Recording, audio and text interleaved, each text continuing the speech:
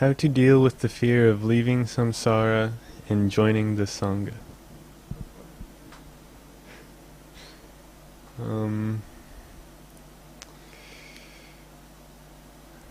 I don't know. Fear, afraid. I don't know. Leaving samsara. Well, I don't think that you're guaranteed to leave samsara if you become a monk. I mean, that's probably your goal in becoming a monk, but it's not guaranteed. And I don't think that leaving samsara is what is making you afraid. Because I don't think anyone's like, oh no, I don't want to be born a million more times suffering. I think it's just you're afraid of leaving all your attachments and the things that you like. It's not that you're afraid of not being born again. And for dealing with your attachments and such, it's all just it's just you creating the drama of your life. You just paint this picture of how everything is so that you can cling to it. It gives you a reason to cling to it, because you have to make things important for yourself. You have to make things about yourself important, about others and how they relate to you. And that's all it is you creating a drama. If you just see that there's nothing really solid about any of it, then I don't think that's such a big deal.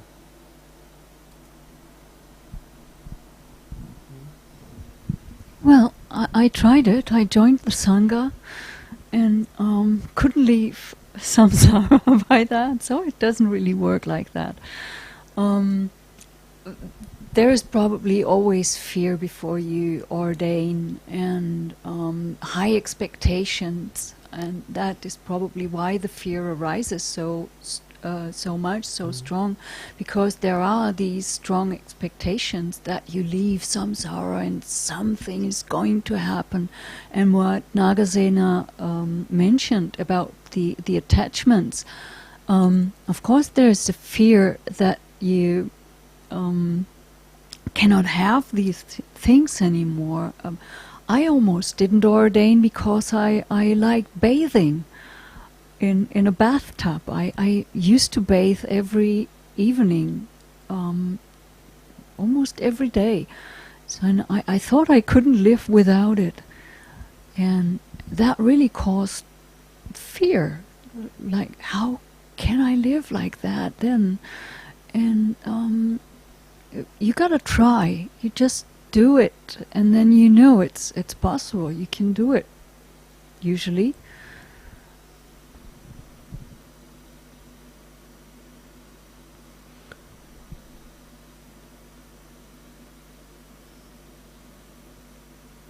Well,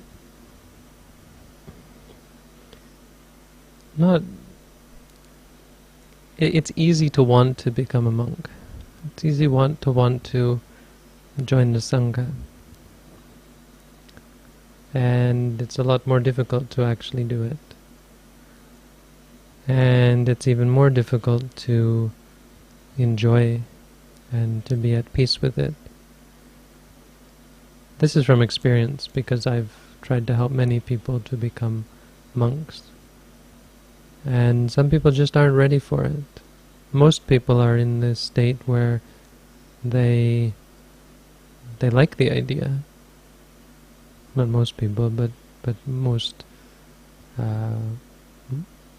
people who come across this question are at the state where they like the idea and they understand theoretically how great it is. But emotionally and mentally, they're not really there. Their attachments and their views and opinions and their often the relationships, their attachment or the clinging to friends and family is so strong in them that even were they to ordain, it would be miserable and it would be short, and they would quickly leave it.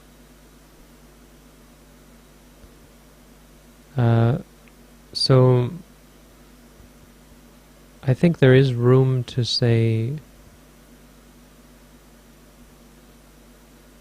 start doing good deeds now, because it's those good deeds that are going to be a support for you to join the Sangha, and a support for you to give up that fear, which is totally based on attachment and based on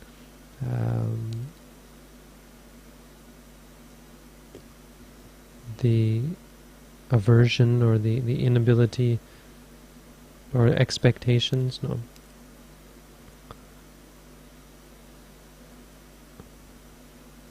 So, being charitable in terms of giving up, giving up your desires and your wants, being moral in terms of abstaining from many different things that are unwholesome. This is a very important step, because it's going to prepare you for a greater amount of giving up and the greater amount of abstention, which is the monkhood.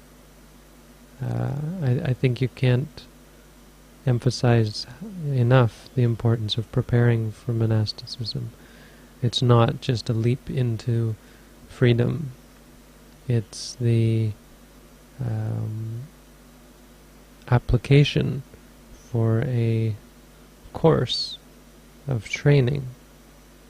It's the beginning. When you ordain, you begin to train. So I think there's room for that. But on the other hand, sort of in relation to what was already said, it's not really that bad in the end, and many of our fears turn out to be irrational. So, for instance, I almost cried when I was a young monk, and I didn't have any soap, and I felt so sad for myself that I had no soap. And then it just hit me like an epiphany. Well, if you don't have any soap, then bathe without soap. It's funny how caught up we get. And it was that experience, really that simple, silly experience that set the tone for a lot of different things. Because then I didn't need laundry powder. If I didn't have laundry powder, I would wash my clothes without laundry powder.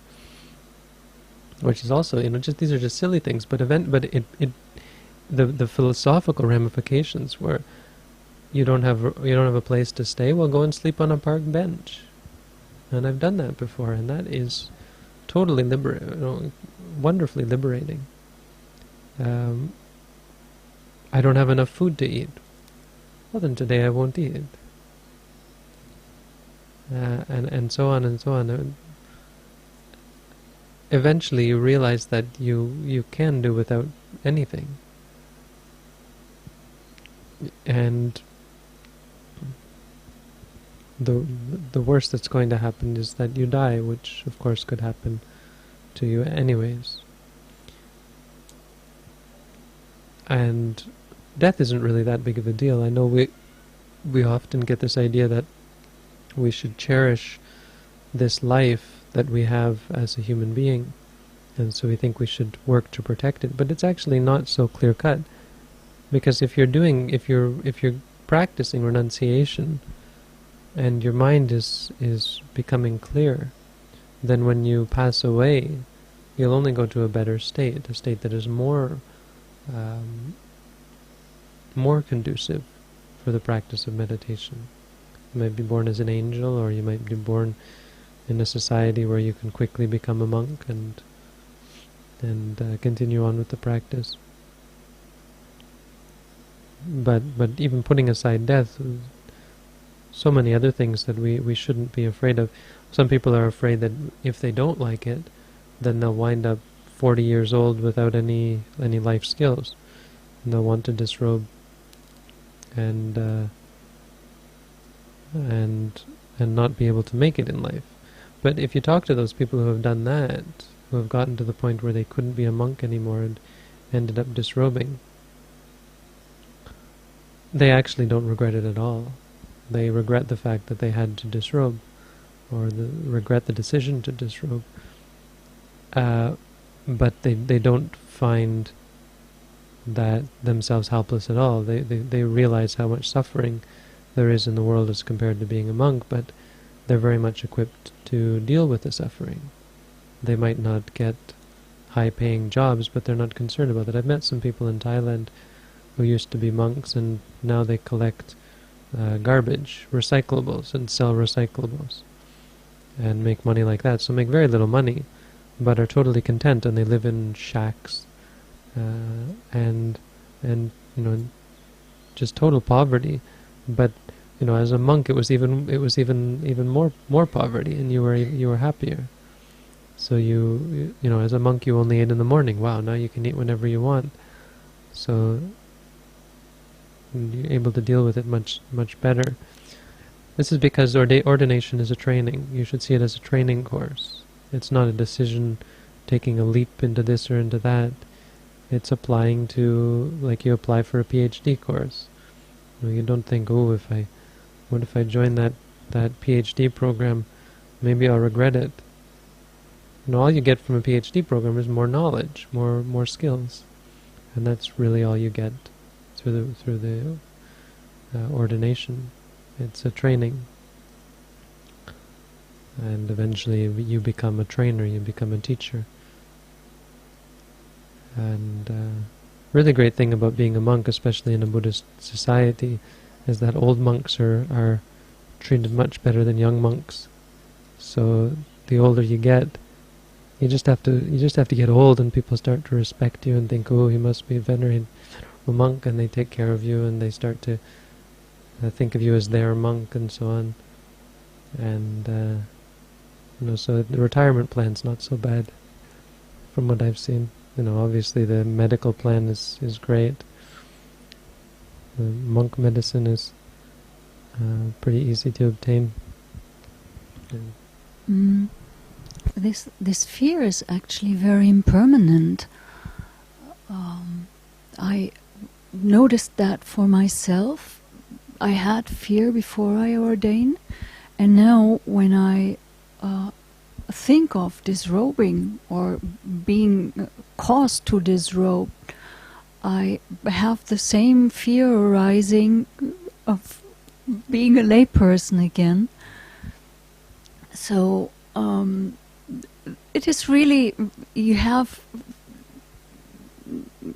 that fear because it's something that you don't know. You are making a step into something unexpected.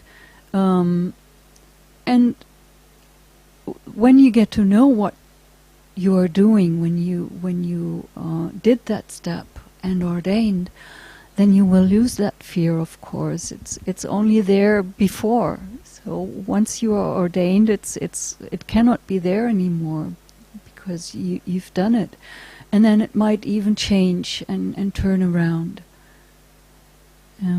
So the point is not the fear, to deal with the fear before ordination or before leaving samsara. It's the fear in general we have to deal with.